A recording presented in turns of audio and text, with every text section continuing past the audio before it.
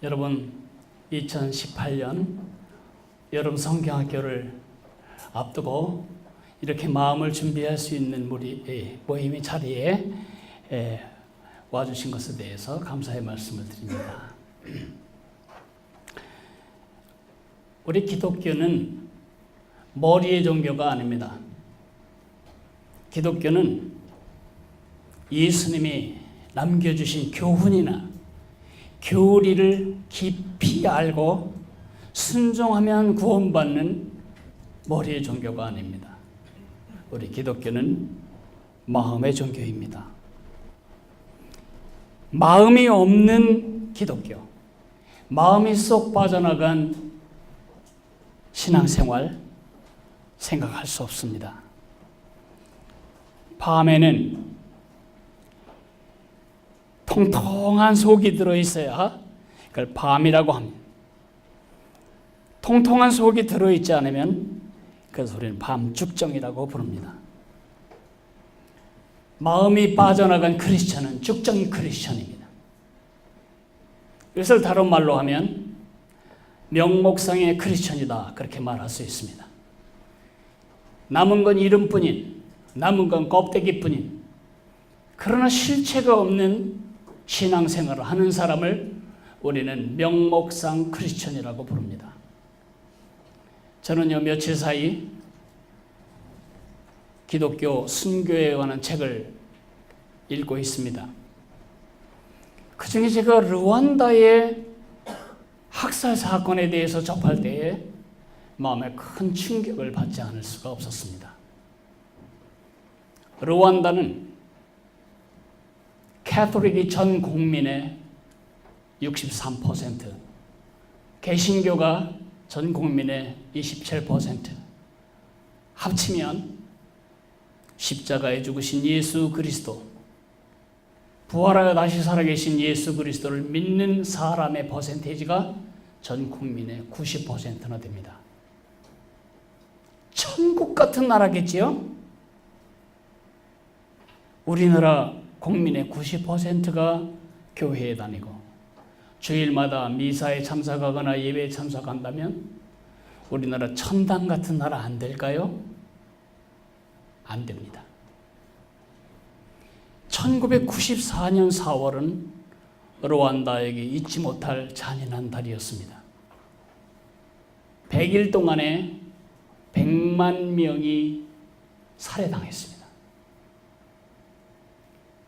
그러면 누가 죽였고 누가 죽임을 당했을까요?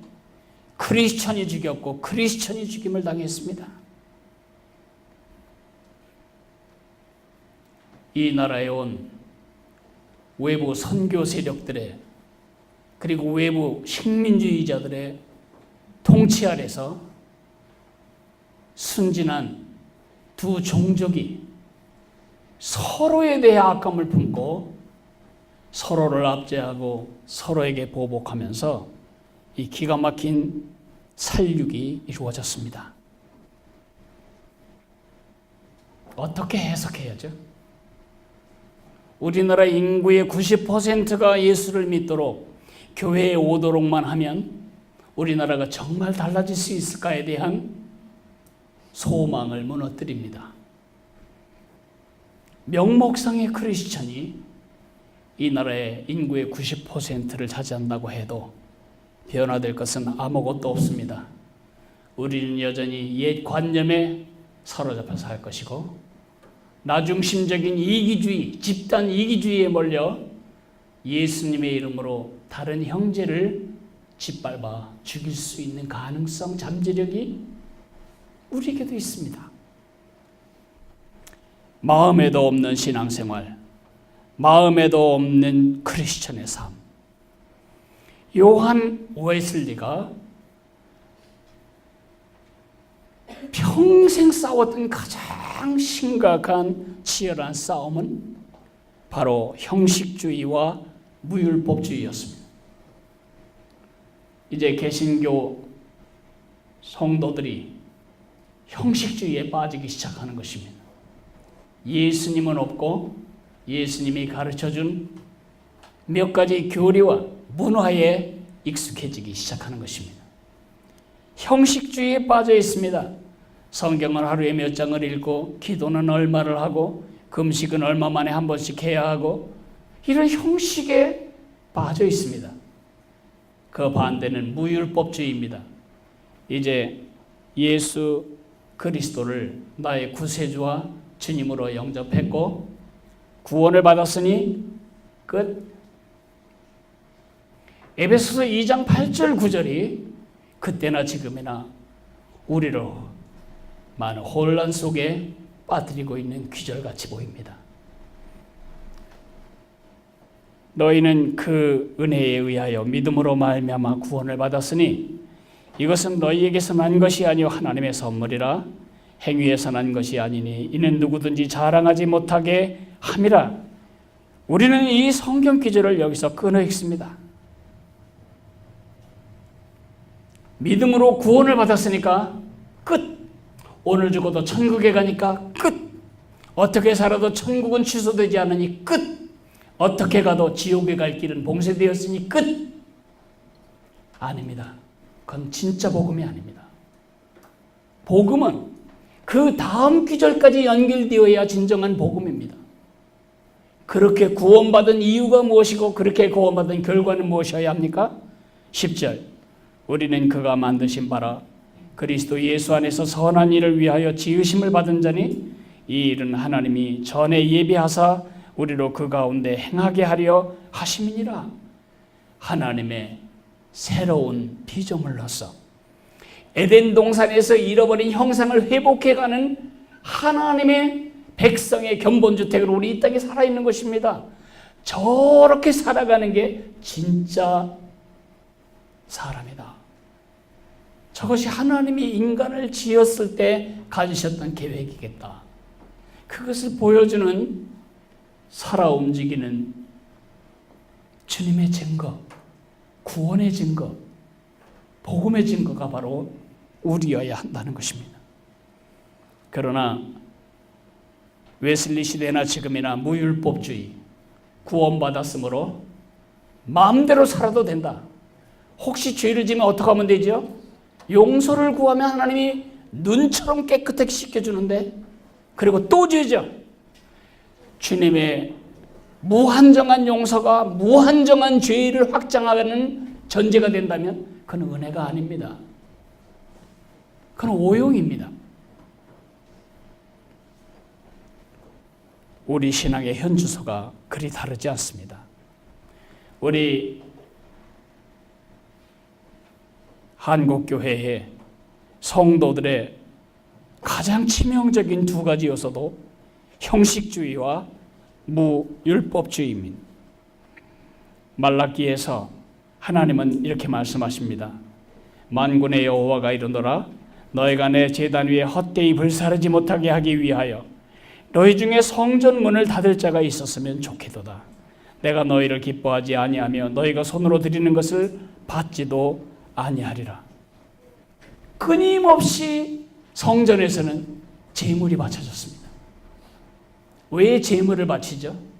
왜 제물을 바치는 일에 열심을 내고 있죠?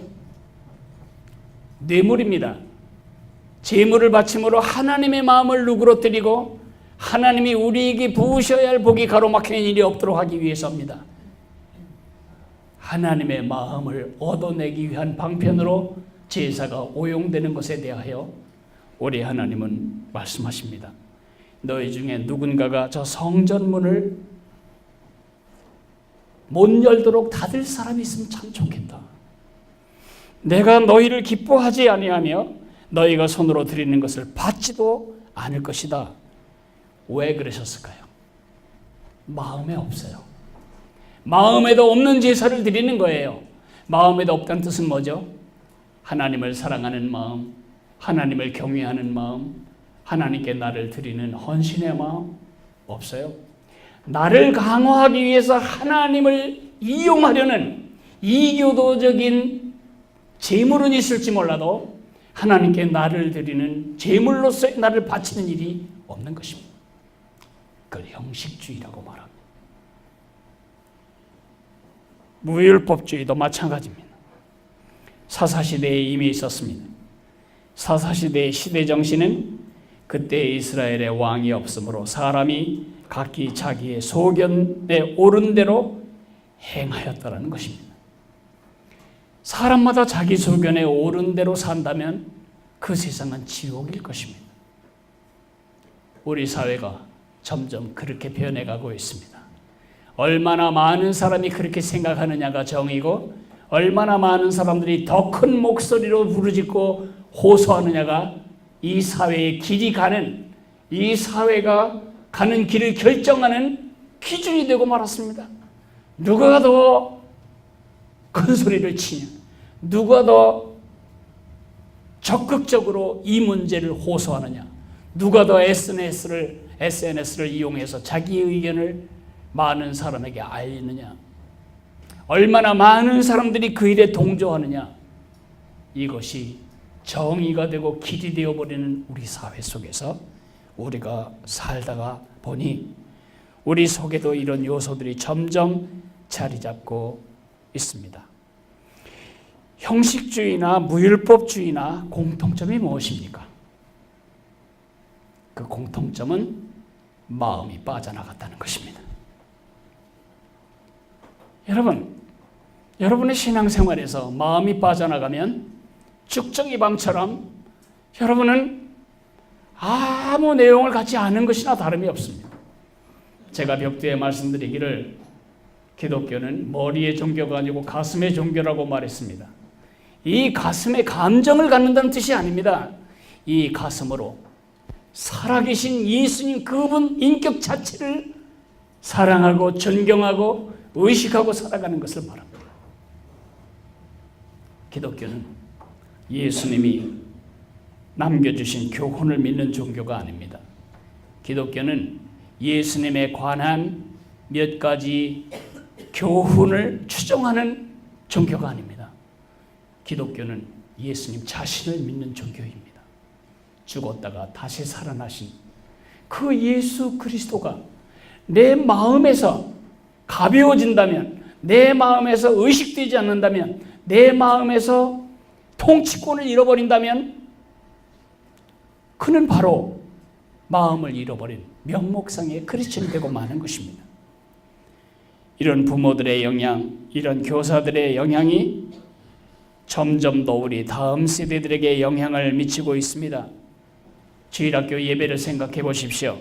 마음에도 없는 예배, 마음에도 없는 찬양, 마음에도 없는 기도, 마음에도 없는 교회 생활, 마음에도 없는 종교인으로 점점 더 전락해가고 있습니다. 이렇게 계속하다 보면 우리 주일학교가 죽정이 크리스천을 양산하는 제작소가 될지도 모르겠다는 위기의식을 느끼게 됩니다. 그러면 어떻게 해야지요? 우리의 미래를 보존하기 위하여, 그리고 우리의 미래의 주인공인 아이들을 제대로 세우기 위하여 우리가 해야 할 아주 중요한 그리고 급한 일은 마음을 지키도록 우리 아이들이 마음을 잃지 않는 크리스천으로 서도록 우리 아이들을 세우는 것입니다. 우리 아이들 그 작은 마음에 크신 예수님이 크게 의식되고 인식되고 인정되고 존경되고 순종되고 사랑되는 그런 마음을 얻도록 우리의 다음 세대들을 세워나가야 합니다. 잠언 4장 3절은 이렇게 말합니다. 무릇 지킬 만한 것 중에 더욱 네 마음을 지키라. 생명의 근원이 이에서 남이니라고 말하고 있습니다. 우리 마음이 얼마나 중요합니까? 점점 더 세상이 외형주의, 외모주의에 빠져가면서 사람들은 나의 외적인 모습만 봅니다. 마음에 관심이 없기 때문에 마음을 놓치게 됩니다. 우리 아이들이 정말 마음으로 예수님을 만났는지에 대해서 몇 사람이나 관심을 가지고 들여다보고 있을까요? 우리 아이들이 정말 예수님을 그 마음으로 살아가는지를 놓고 눈물을 흘리며 기도하는 교사는 얼마나 될까요?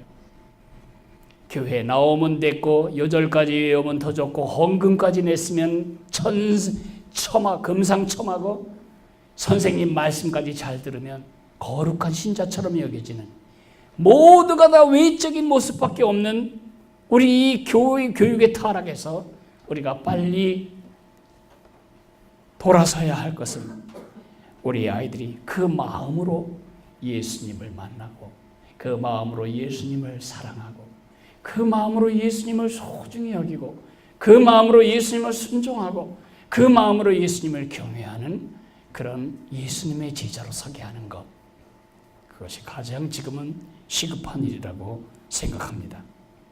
왜 이렇게 마음이 중요할까요? 모든 지킬 만한 것 중에 더욱 네 마음을 지키라, 생명의 근원이 이에서 난다고 말씀하신 이유는 무엇일까요? 마음은 통과 같습니다. 마음은 그릇입니다. 여러분,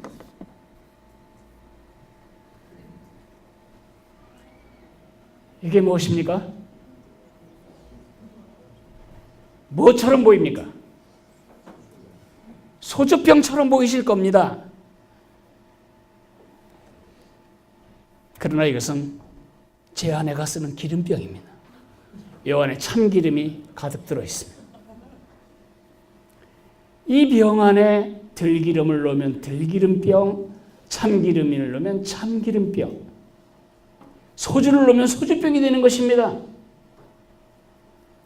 제가 기가 막힌 것을 오늘 하나 사왔습니다. 이건 뭘까요? 오렌지 주스 같은 팩 음료수처럼 보이죠?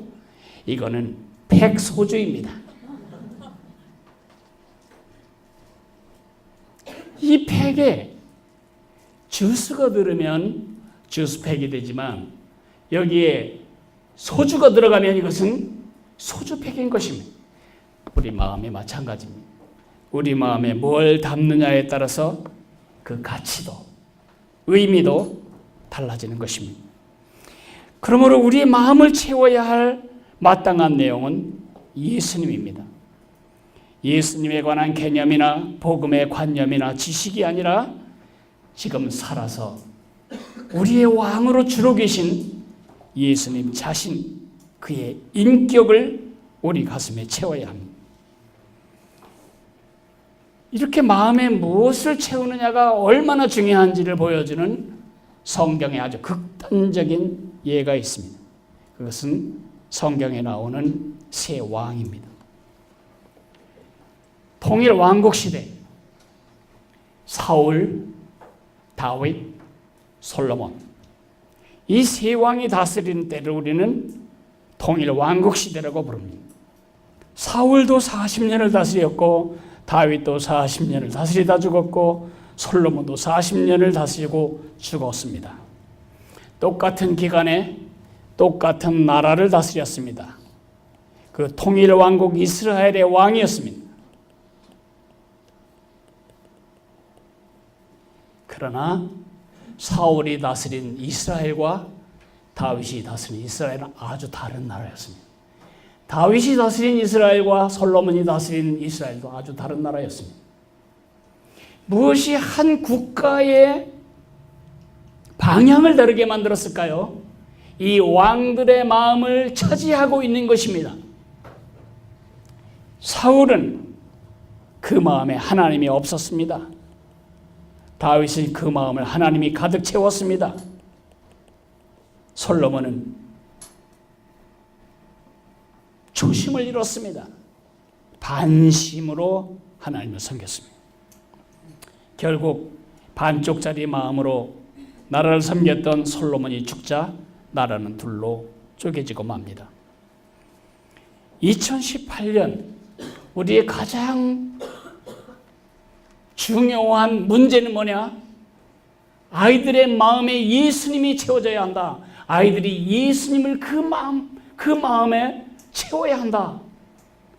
그런데 정말 그렇게 살아간 사람, 그런 케이스 스터디가 있을까?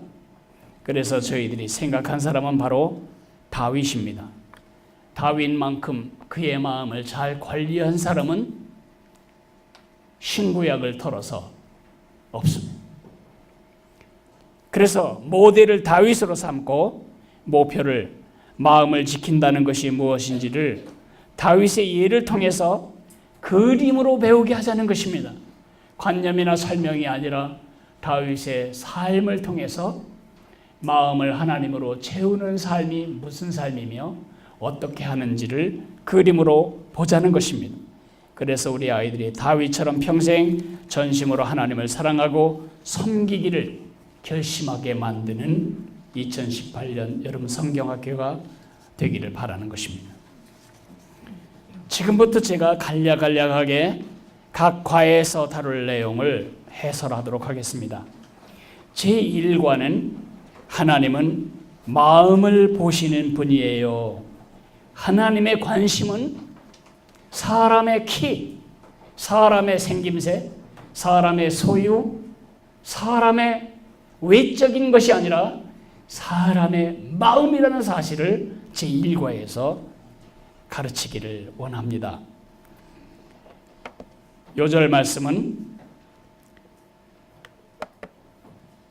내가 보는 것은 사람과 같지 아니하니 사람은 외모를 보거니와 나 여호와는 중심을 보느니라.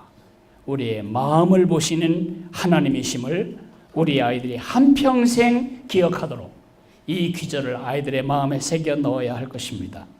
목표는 하나님은 겉모습이 아니라 우리의 마음을 보시는 분이심을 알고 마음을 보시는 하나님 앞에서 내 마음 상태를 늘 점검하며 살기를 바라는 그런 마음을 갖게 하는 것입니다. 일과를 한 문장으로 요약하자면 이것입니다. 하나님이 마음을 보시는 분이심을 알아라. 여러분, 이 이야기를 여러분은 성경 사무엘상 16장에서 읽으시게 됩니다. 사울 임금님은 정말 겉껍데기가 좋았습니다. 사울 임금님은 이스라엘 초대 왕이었죠.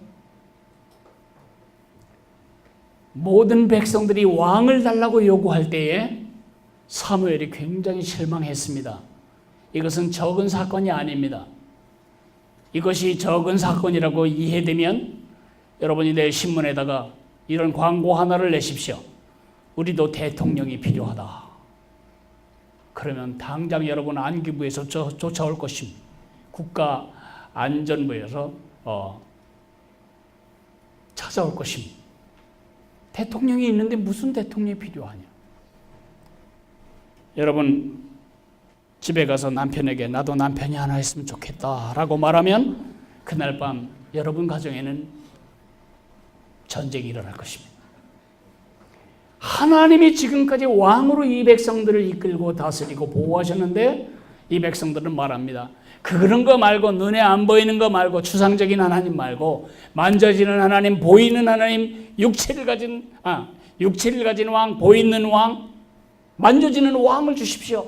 다른 나라처럼 그 왕이 망토를 걸치고 말을 타고 칼을 빼들고 나를 따르라고 말하는 그런 나라가 되어야 우리가 살아남을 수 있습니다.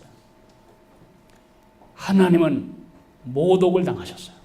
사무엘은 슬퍼했지만 하나님이 백성들의 소원대로 왕을 세워주라고 할 때에 하나님이 뽑아 세우신 사람이 바로 사울입니다. 사울이 처음에 얼마나 수줍은지 짐짝 뒤에 숨었습니다. 그러나 사울이 나왔을 때 사람들은 아주 만족했습니다.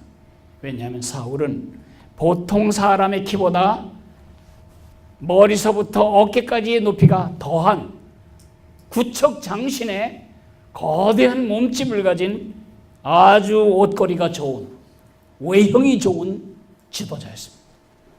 저 큰 몸집에 망토를 거치면 어떤 사건이 벌어질까? 저 소뚜껑처럼 큰 손에 호를 지켜주면 얼마나 권위가 있을까? 저 큰 몸집에서 나오는 호령 소리를 들으면 적군은 얼마나 간이 좋을까? 별 생각을 다 하며 흥분했던 그 사울. 껍데기는 엄청 좋았는데 그 마음에 하나님을 의식하지도, 하나님을 왕으로 의식하지도, 하나님을 왕으로 존경하지도, 하나님을 왕으로 순종하지도 않았습니다. 그럴 때 하나님이 그를 버리고 새 왕을 세우시려 하십니다. 그때 사무엘에게 내가 새 왕을 지시할 텐데 허리춤에 기름병을 차고 이새네 집으로 가거라. 베들레헴으로 옵니다. 이새는 두렵고 떨리는 가슴으로 자기 아들들을 쭉 정렬시킵니다. 사무엘이 볼 때 첫째는 첫째다움이 있습니다. 첫째다움에 너그러움과 여유와 생김새와 평안이 있는 걸 보고 기름병을 열어서 기름을 부으려고 합니다. 그때 하나님이 하신 말씀이 내가 보는 것은 사람과 같지 아니하니 사람은 외모를 보거니와 나 여호와는 중심을 보느니라. 이새에게 묻습니다.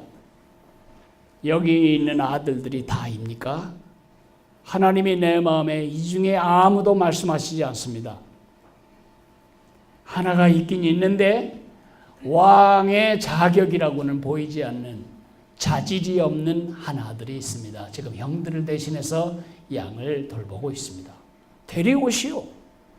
그럴 때 하나님이 이가 그니 이 아이가 내가 바로 왕으로 세울 그 사람이니 그렇게 지적하십니다.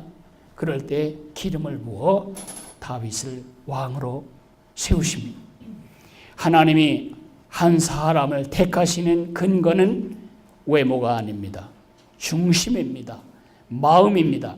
사도행전 13장 22절을 보면 내가 이새의 아들 다윗을 만나니 내 마음에 합한 사람이라 내 뜻을 다 이루게 하리라고 말하고 있습니다.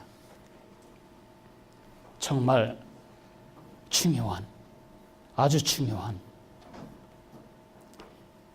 결국 일과에서 우리가 잊지 않아야 할 우리 레슨에 초점이 있다면 그것은 마음의 방향입니다. 내 마음의 방향. 여러분, 제가 지난해에 저희 아들 가족과 함께 미국을 여행한 적이 있습니다. 그때 제가 아리조나 사막에서 아주 이상한 현상을 하나 보았습니다. 사막이니 얼마나 공기는 맑고 얼마나 하늘은 푸르고 얼마나 햇빛은 강렬했겠습니까? 그 환한 대낮이 마치 어두운 밤에 불이 비치듯 강렬한 빗줄기가 그 환한 대낮에 보이는 것입니다. 저는 생각했습니다. 얼마나 밝길래 햇빛보다 더 밝을까? 그런 생각을 하고 설명을 들으니 저 위에 탑에서 빛을 쏴서 밑에 비치는 것이 아니고 저 탑은 발전기입니다. 발전소입니다. 저 밑에 삥 둘러 파랗게 둘러서 있는 것이 그것이 거울입니다. 그 거울은 해가 떠 있는 동안 해가 가는 방향을 따라 자동적으로 그 기울기가 정해집니다. 이 거울은 해의 방향과 발전탑의 방향을 정확하게 맞춰서 해의 에너지를 발전탑으로 쏘아보냅니다. 그러면 발전탑 안에 특수한 액체가 있는데 그 액체를 이 햇빛들이 거울들이 비춰주는 햇빛으로 그 액체를 끓여서 그 액체를 800도가 넘는 고열로 만들어서 저장합니다. 그럼 밤에도 그걸로 터빈을 돌려서 발전을 일으키는 것입니다. 어마어마한 태양광 발전소가 있는 것을 보았습니다. 하나님을 영화롭게 하고 세상을 행복하게 하는 그런 하나님의 사람으로 살고 싶으시다면 여러분의 마음이 전적으로 하나님을 향해 있어야 합니다. 하나님을 등진 사람은 절대로 하나님을 영화롭게도 할 수 없고 절대로 세상을 축복할 수도 없는 것입니다. 우리 아이들이 한평생 하나님을 영화롭게 하고 세상을 행복하게 할 예수님의 제자로 살기를 원한다면 한평생 그 마음이 예수님께 향하도록, 그 마음의 기울기가 항상 예수님을 따라가도록 마음의 방향을 결정해야 합니다. 내 마음에서 가장 중요한 분은 누군가? 내 마음에서 가장 중요한 것은 무엇인가? 우리나라 청소년들에게 네 마음에서 가장 중요한 게 뭐냐? 그러면 아마 성적, 입시, 실력 뭐 그런 얘기 할 것입니다. 그 엄마들에게 물어보십시오. 입시, 취직, 성공, 출세 그런 것일 것입니다. 결심과 도전. 언제나 내 마음의 방향이 예수님을 향해야 하듯이 우리 아이들도 그래야 합니다. 여러분의 마음은 지금 무엇으로 채워지고 있습니까? 해를 바라보는 거울엔 해가 가득합니다. 해가 가득할 때만 그 햇살을 발전탑에 반사할 수 있습니다. 그래야 세상을 바꾸는 것입니다. 우리도 마찬가지입니다. 세상을 바꾸는 가장 중요한 방법은 우리가 예수님으로 우리의 마음을 채우는 것입니다. 우리 마음이 전폭적으로 주님을 향하는 것입니다. 하나님은 마음을 보시는 분이시다. 내 마음을 보시는 하나님, 그리고 하나님을 바라보는 내 마음의 눈길이 마주칠 때 하나님을 영화롭게 하고 세상을 축복하는 참 기적이 일어나는 것입니다. 하나님은 마음을 보시는 분이에요.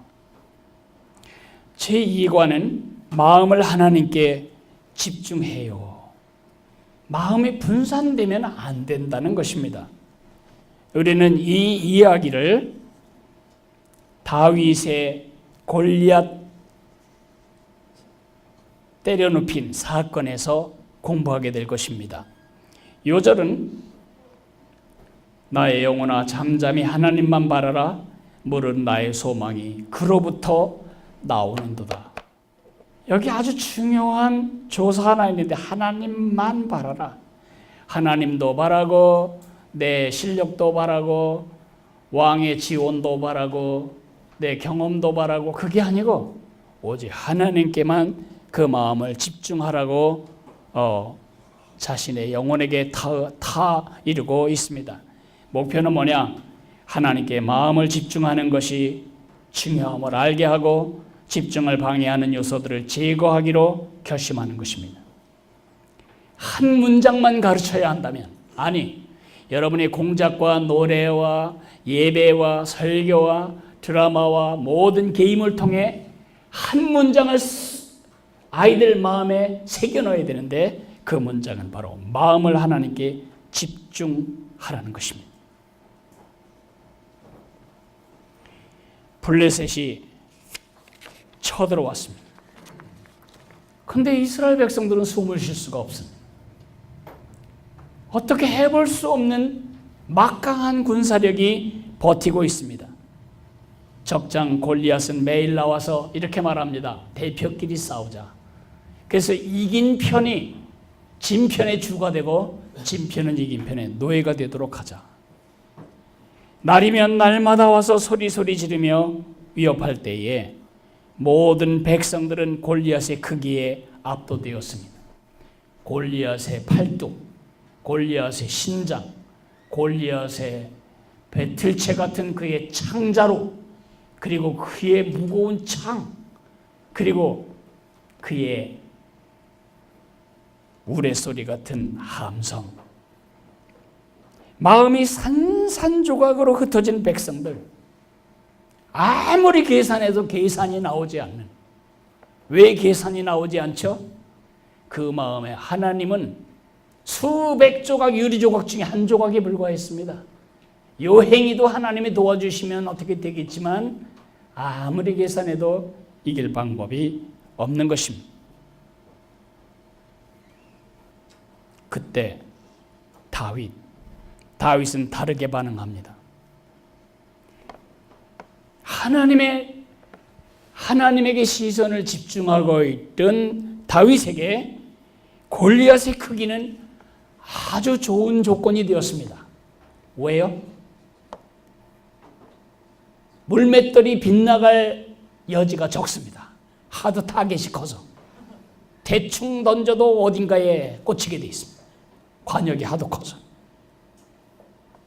그 마음이 하나님께 집중되어 있었던 다윗은 이 골리앗 앞에 믿음으로 담대하게 도전하며 나갑니다.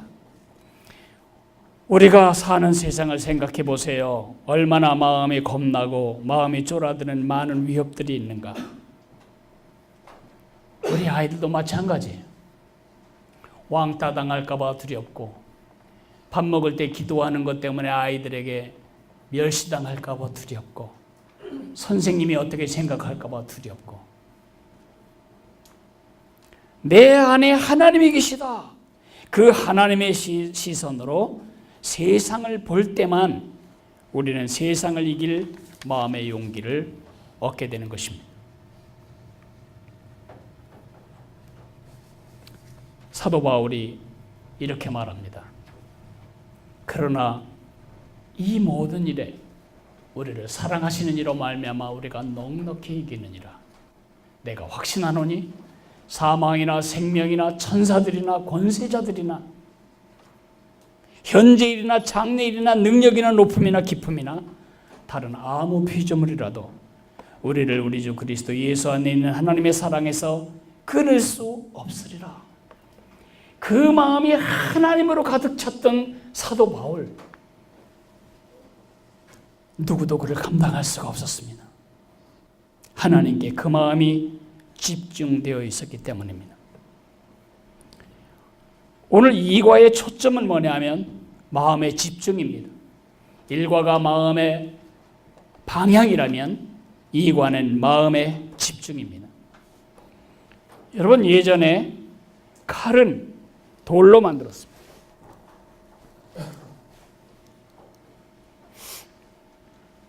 돌을 깨가지고 날카로운 면으로 고기도 썰고 야채도 썰었죠. 돌칼은 발전해서 쇠칼이 됩니다. 여러분 부엌에 있는 쇠칼. 그런데 쇠칼로 자를 수 없는 것이 너무 많아요. 그 다음에 빛칼이 나왔습니다. 레이저 광선으로 쇠판을 자르는 것입니다. 그런데 문제는 송유관 같은 거를 이 레이저로 잘라버리면 불이 튀기 때문에 폭발을 해요. 그리고 싹둑 다 잘라지기 때문에 남기고 싶은 걸 남길 수가 없어요. 그래서 개발된 것이 물칼입니다. 물칼은 강력한 압력으로 아주 작은 분출구를 통해서 물을 밀어냄으로써 집중된 물의 에너지로 쇠를 자르는 것입니다. 절대 불이 나지 않습니다. 이 압력을 조절하면 기둥은 다 자르는데 기둥 안에 있는 쇠는 하나도 상하지 않게 할 수도 있습니다. 물칼로 자르면 여러분의 컴퓨터를 무조각 자르듯이 자를 수도 있습니다. 돼지고기도 어떤 칼도 썰 수 없는 정확한 밀림이 없이 두부처럼 잘라낼 수가 있습니다. 물칼입니다. 뭐죠? 그냥 손 씻을 때 그 물, 위협이 안 되는 그 물이 쇠를 잘라내고 돌을 잘라냅니다. 어떻게 해요? 집중함으로써. 마음도 마찬가지입니다. 하나님께 집중할 때에만 두려움도 이기고 유혹도 이길 수 있습니다. 하나님께 집중하는 것을 방해하는 것들을 정리해야 합니다. 요즘 현대 크리스천들이 점점 영적으로 약화되는 것 중에 하나가 스마트폰입니다. 스마트폰은 사람들을 스마트하게 만드는 게 아니고 스투피드하게 만듭니다. 어리석게 만듭니다. 왜냐하면 집중력을 방해합니다. 강의할 때도 스마트폰 켜놓고 드르륵 오기만 하면 거기에 반드시 확인해야 하고 거기에 반드시 응답하고, 그러는 사이 여러분은 많은 것이 지나가는 것을 느끼지 못합니다. 성경을 읽을 때 핸드폰을 꺼놓으십시오. 기도할 때 핸드폰을 꺼놓으십시오. 여러분이 스마트폰의 노예가 되어야 할 이유가 없습니다. 스마트폰이 여러분의 종이 되어야 합니다. 스마트폰에 이끌려 살면 안 됩니다. 점점 더 우리는 이렇게 하나님께 집중하는 것을 잃어버리는 세상 속에 헤매게 될 것입니다. 우리 아이들에게도 마찬가지입니다.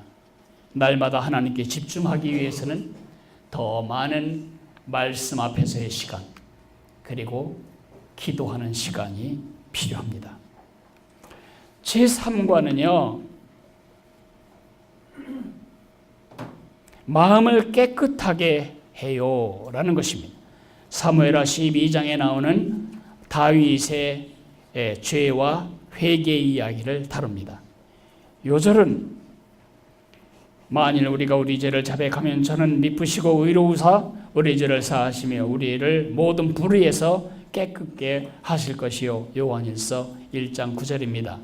목표는 마음이 쉽게 더러워질 수 있음을 인정하고 마음이 더러워졌을 때마다 하나님께 용서를 구함으로 마음의 죄와 허물을 용서받는 삶을 사는 것입니다. 한 문장을 우리가 아이들 마음에 새겨넣어야 합니다. 영혼의 문신처럼 새겨놓아야 할 삶과의 메시지는 마음을 깨끗하게 하라는 것입니다.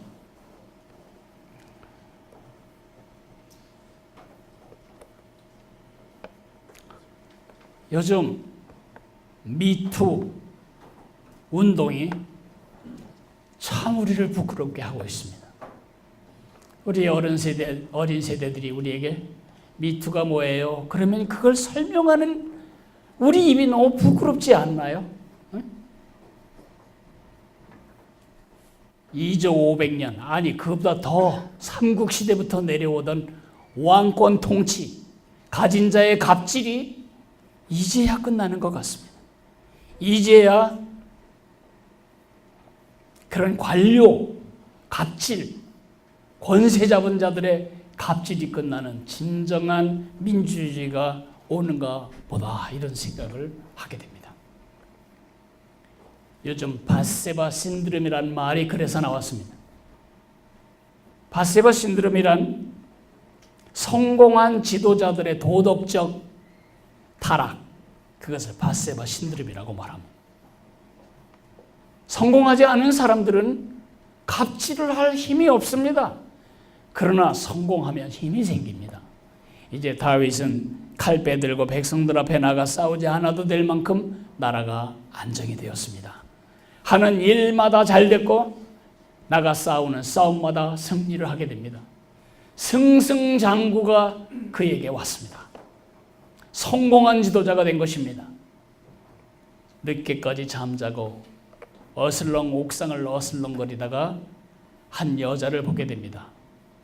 그 여자가 목욕하는 것을 보고 그 여자를 데려다가 잠을 자고, 그리고 그 여자가 임신한 사실을 은폐하기 위하여 그 여자의 남편을 적진에서 불러들입니다. 그리고 자기의 죄를 은폐하기 위하여 아내와 가서 잠을 자라고 말합니다. 그러나 충직한 그녀의 남편 우리아는 우리 동료들이 다 적진에서 전장터에서 목숨 걸고 싸우는데 내가 내 아내와 잠자는 것은 옳지 않습니다. 쭈그리고 왕궁 처마 밑에 잠을 잘 때 그 충성스러운 신하의 손에 이런 편지를 들려보냅니다. 요압 장군, 이 편지를 가지고 간 우리아를 적진 가장 깊은 곳에 찔러 넣으시오. 그리고 모두 퇴각하시오. 그래서 우리아는 전사하고 맙니다. 모든 것이 끝난 것 같습니다. 이제 증거인멸이 확실하게 되었습니다. 지금처럼 유전자 검사하는 시대가 아니었기 때문에 천만다행으로 생각했을 것입니다. 그러나 그걸 다 보고 계신 한 분이 계셨습니다. 하나님이십니다. 어느 날 다윗의 친구 나단을 그에게 보냅니다. 그리고 그에게 아주 흥미진진한 이야기를 합니다. 가뜩이나 속이 캥기는데 죄에 대한 얘기를 할 줄 알고 긴장을 바짝 했었는데 한 양심 없는 부자에 대한 이야기를 하는 것입니다. 세상이 정말 악하지요. 글쎄 한 동네에 찢어지게 가난한 사람이 있는데 양 새끼 한 마리를 자기 딸처럼 키우고 있었습니다. 근데 그 마을에 어마어마한 부자가 있는데 손님이 오자 딸처럼 키우는 그 양 새끼를 뺏어다가 잡아서 그 손님을 대접했다는 거 아닙니까? 다윗이 분노의 얼굴로 박차고 일어나 말합니다. 그런 나쁜 사람이 내 왕국에 있다니 그게 누굽니까? 그럴 때 나단이 말합니다. 당신이 바로 그 사람입니다. 양궁동이나 쫓아다니던 그 시골 목동을 이 나라의 왕으로 세웠는데 하나님이 그 은혜를 업신여기고 지금 한 짓이 무엇입니까? 뭘 구한다고 하나님이 더 안 주셨겠습니까? 이런 악한 짓을 당신이 하셨습니다. 책망할 때에 그가 즉시 내가 여호와께 범죄하였나이다. 그 대목이 정말 놀라운 것입니다. 보통 사람들 같으면 조용히 하세요. 한마디만 더 하면 당신은 이 땅에 없습니다. 그렇게 할 만한 일인데 다윗은 하나님이 내 마음을 다 보셨구나. 그 자리에서 물처럼 마음을 쏟고 제가 잘못했습니다. 제가 범죄하였습니다. 그러자 그 말이 떨어지기가 무섭게 하나님은 여호와께서도 당신의 죄를 용서하셨습니다. 그때 다윗이 쓴 시가 시편 51편이죠. 주의 얼굴을 내 죄에서 돌이키시고 내 모든 죄악을 지워주소서. 하나님이여 내 속에 정한 마음을 창조하시고 내 안에 정직한 영을 새롭게 하소서. 여러분, 가장 지키기 어려운 게 뭘까요? 마음입니다. 마음은 보험도 없습니다. 마음이 가장 지키기 어렵습니다. 왜냐하면 남이 보지 못하는 곳이니까요. 내 마음에는 끊임없는 격전이 일어나고 있습니다. 성령을 쫓아 순종하기를 원하는 세 사람의 욕망이 있는가 하면 내 방식대로 내가 왕이 되어 내가 원하는 대로 살려고 하는 옛사람의 의지가 있습니다. 격전입니다. 예방과 치유는 잘 지키는 것보다 더러워지기 전에 막는 것입니다. 요한일서 1장 7절은 말합니다. 그 아들 예수의 피가 우리를 모든 죄에서 깨끗게 하실 것이요. 예수님이 십자가에서 우리의 죄를 위하여 십자가의 피 흘려 돌아가셨습니다. 그 십자가의 피의 효험은 우리가 자백하기 전까지는 우리 개인적으로 적용되지 않습니다. 반드시 주님 앞에 자백하고 그 죽음이 바로 나의 이 죄를 위한 죽음이라는 사실을 인정하고 주님께 용서를 구해야 우리가 용서를 받게 됩니다. 죄의 용서가 너무 쉬워서 죄 짓는 일이 너무 쉬워진 우리 세대에 우리는 경고해야 합니다. 예수님이 그래서 죽었다는 것을, 그 작게 여기는 죄 때문에 예수님이 돌아가셔야 했다는 것을, 그리고 또 하나 반드시 징벌받는다는 걸 가르쳐야 합니다. 죄를 짓고도 주님이 용서하셨으니까 끝났다고 생각하는 것은 큰 착각입니다. 사무엘 하는 삭가처럼 생겼습니다. 시옷자처럼 생겼습니다. 1장부터 10장까지는 다윗의 승승장구가 이어집니다. 12장부터 끝장까지는 패가 망신이 이어집니다. 11장에는 뭐가 있죠? 밧세바와의 사건이 있습니다. 밧세바와의 사건은 다윗의 남은 생애를 너무너무 고통스럽고 아픈 생애로 몰아갑니다. 주님이 용서하셨음에도 불구하고 용서의 죄의 책임은 용서하셨지만 그 죄의 결과는 면제되지 않는다는 사실을 우리도 알고 우리 아이들도 알아야 합니다. 잘못하면 이미 용서는 받았습니다. 그 집의 자식으로 태어났다는 것 때문에 그 부모로부터 이미 용서받은 것입니다만은 반드시 매 맞아야 합니다. 잘못을 수없이 하는데도 매를 때리지 않는다면 그 사람들은 부모가 아닌 게 확실합니다. 하나님의 징벌이 따릅니다. 다윗이 얼마나 수치스러운 징벌을 당했는지 사무엘하 12장부터 끝장까지는 말해주고 있습니다. 자식들 사이에 근친상간이 일어나고 아우가 형을 죽여버리고 아들은 반란을 일으켜 왕이 되고 자기가 이스라엘의 진정한 왕이라는 것을 증명하기 위해 다윗의 모든 후공들을 옥상 꼭대기로 데리고 올라가서 동침을 해버리고 그것이 전 국민에게 중계방송되고 다윗에게 위기가 왔습니다. 압살롬의 군대가 다윗의 군대를 다 접어쓰고 아버지를 죽일 판입니다. 신발도 신지 못하고 맨발로 도망쳐야 하는 이 수치스러운 징벌이 왜 왔어요? 죄 때문에 왔어요. 죄의 책임은 용서되지만 죄의 결과까지 면제되지 않는다. 이것을 절대로 가볍게 가르치시면 안 됩니다. 잘못하면 매 맞듯이 우리는 하나님께 매 맞습니다. 자녀이기 때문에 하나님은 어떤 죄도 눈 감고 넘어가지 않으십니다. 그 죄의 책임을 십자가의 무서운 진노로 해결하셨습니다. 그러나 그 죄의 결과는 우리가 이 땅에서 징계로 다 받게 됩니다. 이 교훈을 우리는 너무 쉽게 가르친 나머지 죄를 용서받았으므로 아무리 죄를 져도 우린 천국 간다. 그것이 얼마나 맹랑한 크리스천의 삶을 만들었고 이 땅에 기독교를 우스갯거리로 만들었는지 모릅니다. 하나님을 두려워해야 합니다.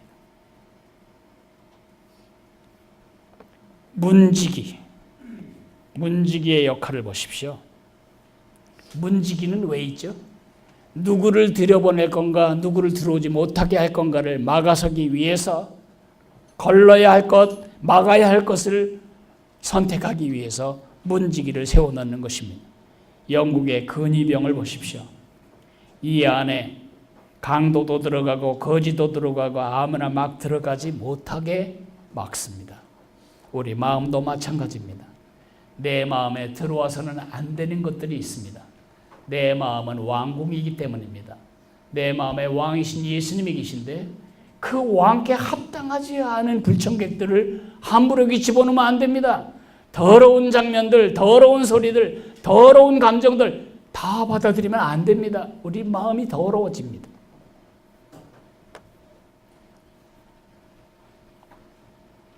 마음을 관리해야 합니다. 마음은 쉽게 더러워질 수 있습니다. 더러워지지 않도록 노력하지만 우리는 더러워지지 않을 수는 없습니다. 연탄 공장 근처에 사는 사람들이 탄가루로부터 자유로울 수 없는 것과 같습니다. 더러워졌을 때마다 숨기고 덮는 것이 아니라 하나님께 드러내고 용서를 구함으로써 마음의 죄와 허물을 용서받는 은혜를 누리게 해야 합니다.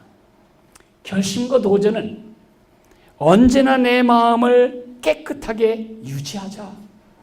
나는 내 마음을 언제 예수님이 들여다보셔도 언제 예수님이 느끼셔도 깨끗한 정돈된 그런 왕궁으로 유지하겠다. 이런 결심이 서도록 이끌어줘야 할 것입니다. 이제 마지막 과에 대해서 말씀을 드리겠습니다. 마지막 과는 마음을 다해 하나님을 높인다는 것입니다. 다윗이 그렇게 살았습니다. 요절은 왕이신 나의 하나님이시여 내가 주를 높이고 영원히 주의 이름을 송축하리이다. 다윗의 입에 항상 하나님의 이름을 부를 때에는 왕, 주라는 말이 떠나지 않았습니다. 다윗은 여호와 하나님을 자기의 종으로 생각하지 않았습니다. 위태할 때, 너무 위태할 때 하나님이라도 활용해서 블레셋 군을 이겨버리는 사울과 같이 않았습니다. 다윗에게 하나님은 종이나 지원군이나 파출부나 용병이 아니었습니다. 다윗에게 하나님은 왕이셨고 주이셨습니다. 목표는 뭐냐? 하나님을 내 마음의 왕으로 인정한다. 마음 다해 하나님을 높이는 삶을 산다.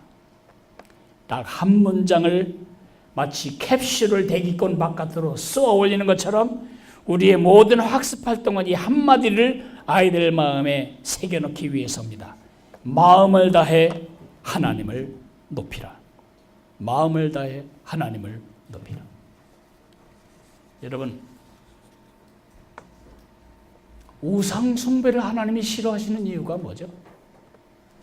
우상 숭배의 모든 공통점은 뭐냐? 모든 종류, 모든 시대, 모든 형태의 우상 숭배의 공통점은 하나님을 활용하는 법입니다. 하나님을 이용해 먹는 법입니다. 우상 숭배란 나를 섬기기 위해서 신의 마음을 달래고 신의 마음, 전능자의 실력을 내 것으로 끌어다 주기 위해서 다른 사람에게 하지 못하고 나한테 오기 위해서 신의 마음을 뇌물로 사는 것입니다. 그게 우상 숭배의 본질입니다. 하나님은 우리에게 그렇게 이용당하셔야 할 분이 아니십니다. 천지를 만드신 하나님, 온 우주 만물을 만드시고 소유하시고 지키시는 예수님, 그 예수님이 내가 필요할 때 전화하면 득달같이 달려와 도와주는 119 도우미로 생각한다면 우리는 아이들에게 정말 잘못된 믿음을 심어주고 있는 것입니다. 다윗이 왕이 된 다음에 첫 번째 일이 무엇이었습니까? 다윗이 왕위에 오른 다음에 했던 첫 번째 일은 법궤를 예루살렘으로 모셔오는 것이었습니다. 다윗이 왕위에 있는 동안 가장 하고 싶었던 일이 무엇이었습니까? 성전을 지어드리는 것이었습니다. 왜 그랬을까요? 왜 다윗은 법궤에 그렇게 집착했고 성전에 집착했을까요? 하나님이 이스라엘의 참 왕이시다. 내가 이스라엘의 참 왕이 아니고 우리 여호와 하나님이 이스라엘의 참 왕이시라는 사실을 자기도 기억하고 백성들도 기억하게 하기 위해서였습니다. 법궤를 들여놓을 때 그는 기쁨에 넘쳐서 행복에 넘쳐서 법궤 앞에서 마구 춤을 춥니다. 그럴 때 왕후 미갈이 왕궁에서 내려다보며 멸시합니다. 아이고 저 왕이란 작자가 백성들 앞에 채통머리 없이 온몸을 드러내며 춤을 추네. 왜? 미갈이 비웃을 만큼 사울의 딸 공주의 눈에 보기에 정말 어울리지 않는, 합당하지 않는 짓을 다윗은 하고 있을까요? 하나님이 왕이시기 때문입니다. 그 앞에서 내가 아무리 멸실당해도 그 왕이신 하나님의 임재가 예루살렘으로 오시는 일에 그가 폼잡고 있을 수가 없는 것입니다. 하나님이 왕이시다. 성전을 위해 기쁘게 헌신한 이야기가 역대상 29장에 기록되어 있죠. 결국 이렇게 말할 수 있습니다. 다윗에게 하나님은 목적이었지 방편이 아니었습니다. 반대로 사울에게 하나님은 언제나 방편이었지 목적이 아니었습니다. 여러분에게는 어떻습니까? 하나님은 여러분의 목표입니까? 방편입니까? 우리 아이들에게 하나님은 목표입니까? 방편입니까? 우리 아이들에게 예수님은 목표입니까? 방편입니까? 전쟁이 일어날 때마다 법궤를 끌어다가 전쟁을 이겨보기 위해 법궤의 미신적인 힘을 활용해 보려고 했던 사울을 생각해 보세요. 우리가 얼마나 많은 날 우리 하나님을 우리의 수단으로 방편으로 활용하고 싶어 하는지. 초점은 뭐냐? 우리 마음의 주권을 양도하는 것입니다. 마음의 왕좌에서 앉아있던 나를 내려앉고 거기에 우리 예수님을 앉히는 것입니다. 마음의 주권을 양도한다. 우리 시대 정신과 맞지 않습니다. 우리 시대는 다윗의 뒤를 따르는 게 아니고 사울의 뒤를 따릅니다. 그래서 얼마나 많은 신을 만들어내는지 모릅니다. 여자가 키가 홀쭉하고 몸매가 S라인으로 정확하게 나오면 이렇게 말합니다. 여신. 누가 남자가 근육이 불룩불룩하고 잘생기면 몸신. 바둑을 잘 두면 바둑의 대가라고 안 하고 바둑의 신. 야구의 신. 이종범이라고 쓰고 신이라 읽는다. 뭐라고 쓰고 신이라 읽는다? 아무나 신이에요. 우리 마음을 관리해야 합니다. 하나님 없는 사람들은 자신에게 머리에 왕관을 씌웁니다. 그래서 내 마음대로의 삶을 살아갑니다. 그 죄 때문에 예수님이 십자가에서 가시관을 쓰셨던 것입니다. 우리도 그랬습니다. 내 자신이 왕관을 쓰면 예수님은 가시관을 쓰셔야 합니다. 반대로 우리가 예수님의 머리 위에 왕관을 씌우면 우리는 그를 왕으로 섬기기 위해 못할 일이 많습니다. 하지 말아야 할 것도 많고 가지 말아야 할 것도 많고 하지 말아야 할 말도 많고 보아야 할 손해도 많습니다. 그걸 우리는 십자가라고 부릅니다. 우리 아이들이 예수님 때문에 손해보는 법을 배우는 것은 너무 어리다고 생각한다면 큰 착각입니다. 여러분은 예수님을 따르기 위해 무엇을 희생하셨습니까? 나는 순교를 당하면서도 예수님을 부정하지 않았던 수많은 어린 순교자들의 이야기를 읽었습니다. 너무 부끄럽고 너무 민망했습니다. 왕관은 예수님께, 가시관은 내가. 그런 마음의 자세를 우리 아이들이 알아들을 만한 랭귀지로 가르쳐야 합니다. 이 여름 우리 자신의 마음을 하나님께 드리고 우리 아이들의 마음을 하나님께 드림으로 잃어버린 한국교회의 영광과 능력을 회복하는 원년이 되기를 주님의 이름으로 축복합니다. 감사합니다.